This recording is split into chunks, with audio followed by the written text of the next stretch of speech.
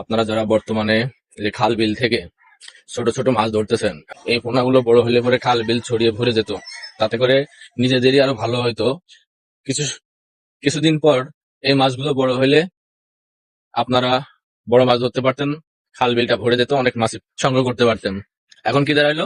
ছোট মাছ ধরে খেয়ে নিলেন, মাছের বংশ বিস্তার করাটা বন্ধ করে দিলেন।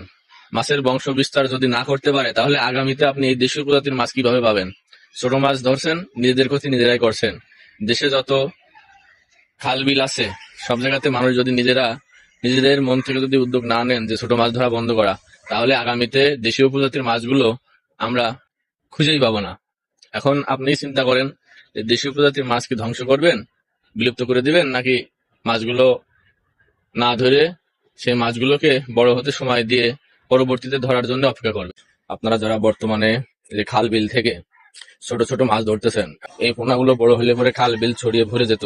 তাতে করে নিজেদেরই আরো ভালো হয়তো। কিছু কিছুদিন পর এই মাছগুলো বড় হলে আপনারা বড় মাছ ধরতে পারতেন, খাল বিলটা ভরে যেত, অনেক মাছ সংগ্রহ করতে পারতেন। এখন কি দাঁড়াইলো? ছোট মাছ ধরে খেয়ে নিলেন, মাছের বংশ বিস্তার করাটা বন্ধ করে দিলেন। মাছের বংশ বিস্তার যদি না করতে পারে, তাহলে আগামীতে আপনি এই দেশীয় প্রজাতির মাছ কিভাবে পাবেন? ছোট মাছ ধরছেন, নিজেদের ক্ষতি নিজেরাই করছেন। দেশে যত খাল বিল আছে, সব জায়গাতে মানুষ যদি নিজেদের মন থেকে যদি উদ্যোগ না নেন যে ছোট মাছ ধরা বন্ধ করা, তাহলে আগামীতে দেশীয় প্রজাতির মাছগুলো আমরা খুঁজেই পাবো না। এখন আপনি চিন্তা করেন যে দেশীয় প্রজাতির মাছ কি ধ্বংস করবেন, বিলুপ্ত করে দিবেন, নাকি মাছগুলো না ধরে সেই মাছগুলোকে বড় হতে সময় দিয়ে পরবর্তীতে ধরার জন্য অপেক্ষা করবেন?